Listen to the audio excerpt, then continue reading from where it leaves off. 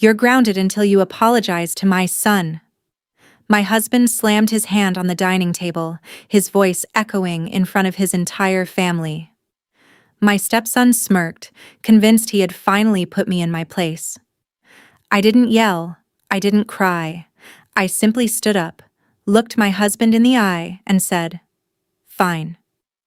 The next morning, my stepson walked past my bedroom door with a smug laugh and said, "Finally learned your place, didn't you?"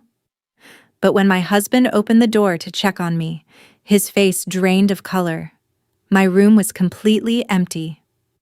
Before he could even process what was happening, the family lawyer rushed into the house, breathing heavily, holding a thick stack of legal documents. He looked at my husband with pure panic in his eyes and asked, "Sir, what have you done?" Follow my story until the end, and comment the city you're watching from so I can see how far my story has reached. My name is Major Charlotte Reed. I am 40 years old, an active duty officer in the United States Army, and for 5 years, I was married to a man who completely mistook my silence for weakness. It all exploded on a Sunday evening during a formal family dinner at our home. My husband Richard sat at the head of the table, while his 22-year-old son Julian sat across from me. Julian had made a habit of treating our house like a personal hotel, but that night, he crossed a line. He slammed his fork down and demanded that I hand over the keys to my secondary vehicle so his girlfriend could use it for the month. When I calmly told him no, that the vehicle was active military property assigned for my base duty, Julian scoffed. He looked at his father and said, "She's just being difficult. Tell her to give me the keys."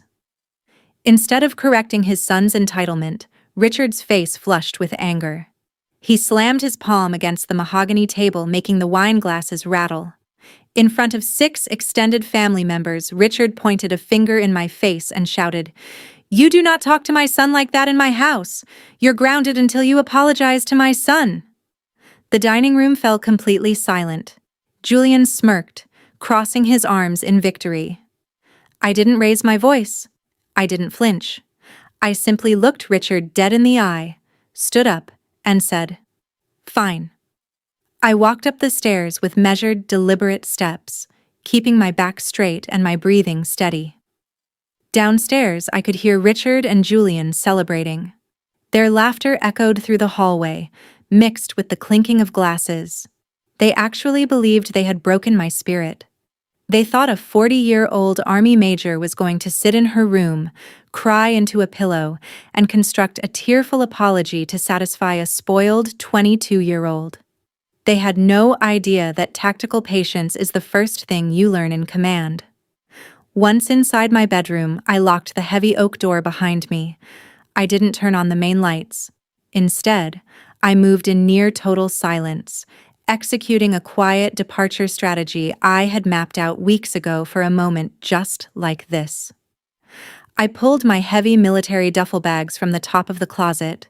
Methodically, I packed my dress uniforms, my service medals, my personal identification records, and every single original legal document proving my sole ownership of the assets tied to this household. I packed my jewelry, my private bank keys, and the hard drives containing my personal files. I didn't touch the clothes Richard had bought me, nor did I take a single piece of furniture.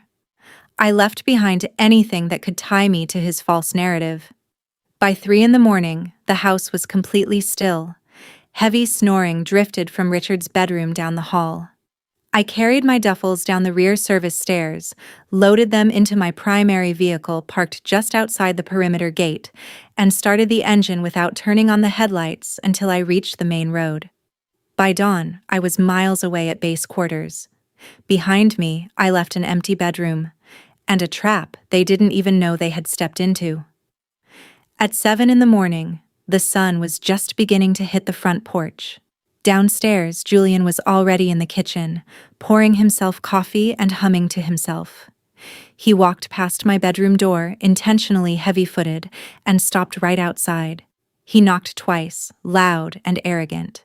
"Hey, Charlotte, hope you enjoyed your little time out," he called out, his voice dripping with condescension. "Dad says if you come down right now and make us breakfast, he might consider letting you out early. Finally learned your place, didn't you?" When he got no response, he chuckled and marched down the hallway to Richard's home office. A few minutes later, Richard came striding down the hall, fully expecting to find a humbled wife waiting inside. "Charlotte, open this door," Richard demanded, rattling the brass doorknob. To his surprise, the lock turned easily. The door was unlocked. He pushed it open, a stern lecture ready on the tip of his tongue. But as the door swung wide, the words died in his throat. His face drained of all color. The room was pristine, cold, and entirely stripped. The closet doors stood wide open, showing bare hangers, her dress uniforms, her service boots, her personal footlocker, and every single one of her personal documents were gone. My side of the nightstand was completely bare. Richard stood frozen in the doorway. He assumed I was throwing a childish tantrum, completely oblivious to the fact that I hadn't just walked out. I had officially executed an exit strategy. Richard was still staring into the empty closet, trying to figure out how I'd packed so much so quietly, when the front doorbell began ringing frantically. It wasn't a polite ring. It was rapid, heavy, and persistent, echoing through the empty foyer. Julian jogged downstairs to answer it, muttering under his breath about the noise. But when he opened the door, it wasn't a neighbor or a delivery driver. It was Mr. Vance, the family estate attorney who had represented Richard's family for over a decade. Mr. Vance was out of breath, his tie slightly crooked, holding a thick leather briefcase stuffed with legal folders. "Where is Richard?" Vance demanded, stepping past Julian without waiting for an invitation. Richard came down the stairs, trying to restore his composure. He forced a confident smile, assuming Vance was stopping by to handle some routine paperwork. "Vance, what's the emergency? If this is about Charlotte running off, don't worry. She's just throwing a little fit.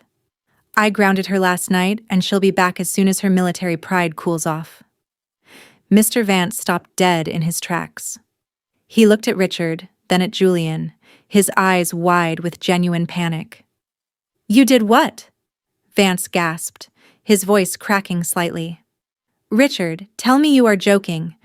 Tell me you didn't just attempt to ground an active-duty Army major in her own house." Richard's smile faltered, replaced by irritation. "It's my house, Vance. I have every right to discipline my wife in my own home when she disrespects my son." Mr. Vance pulled a thick, red-stamped document from his briefcase and slapped it onto the foyer table. "Sir, what have you done?" Mr. Vance pulled out a handkerchief and wiped the sweat from his forehead. "Your house, Richard? Do you have any idea whose name is on the title of this property?" Richard blinked, stunned. "It's the family estate. My father passed it to me." "Your father defaulted on the property taxes 8 years ago," Vance shouted, losing his usual professional composure. "The state put this entire property up for tax auction. It was Charlotte who stepped in. She used her premarital military combat pay, her officer housing allowances, and a specialized veteran loan to buy the deed outright. This house is registered solely under Major Charlotte Reed. You and Julian are legally nothing more than uninvited guests." Julian stepped forward, his face turning red. "That's impossible. Dad runs the family business. She just works for the military." "The family business?" Vance let out a bitter, hollow laugh. "Julian, the line of credit your father uses to purchase inventory is backed entirely by Charlotte's active-duty officer rank and military financial guarantee. The trust fund that pays for your sports car, your credit cards, and your monthly allowance? That wasn't your father's money. It was an allotment account set up through her military banking network, guaranteed by her high-tier clearance." Before Richard could speak, his smartphone began buzzing relentlessly on the table. Notification after notification flashed across the screen. Account frozen, credit line revoked, property access revoked.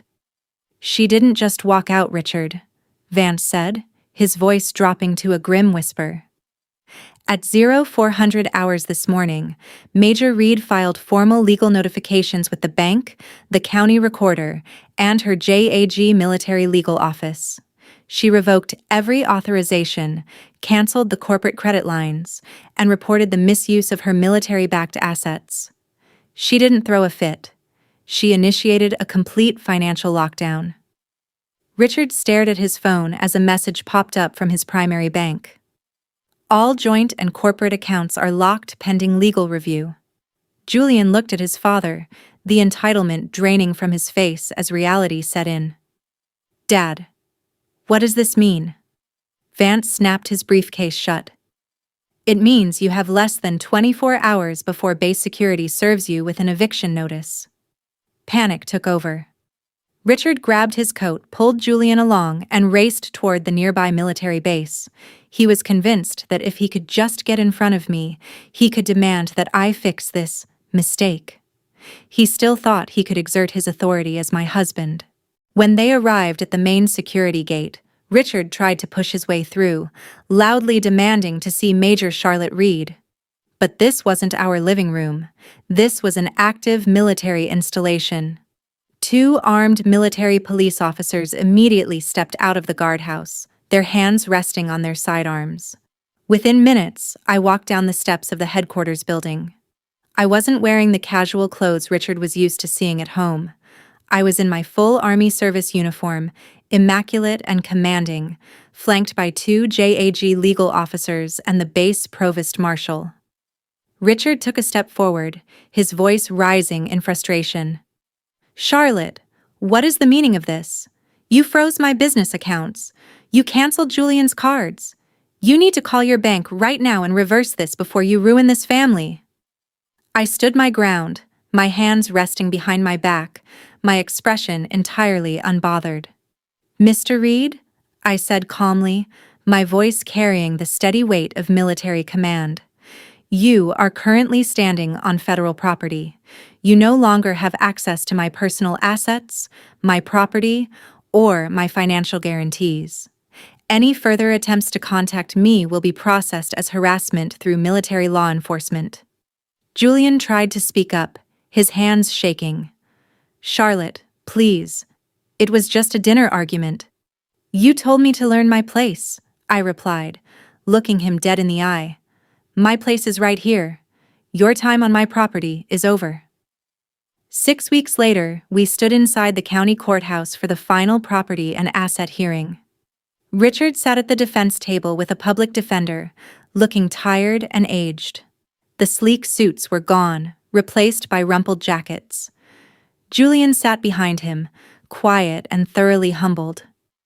My legal team presented our prenuptial agreement, the original property deeds, and the complete audit of my military-backed accounts. The judge didn't take long to review the evidence. He slammed his gavel down and ruled completely in my favor. Richard and Julian were ordered to vacate the estate within 48 hours, surrender all keys, and personally shoulder the business debts they had accumulated without my authorization. As I walked out of the courtroom, Richard tried to catch my eye, looking for a shred of sympathy. But I simply adjusted my uniform cap, walked past him, and didn't look back. I moved back into my home on my own terms. The quiet that used to feel heavy now feels like peace. I brought back the discipline, the self-respect, and the dignity that I had allowed them to take for granted. If there's one lesson I learned from all of this, it's that you should never let anyone make you feel small in a life you built with your own hands. What would you have done if you were in my place? Comment below with the city you're watching from, and don't forget to like and subscribe for more stories like this. Thank you for watching.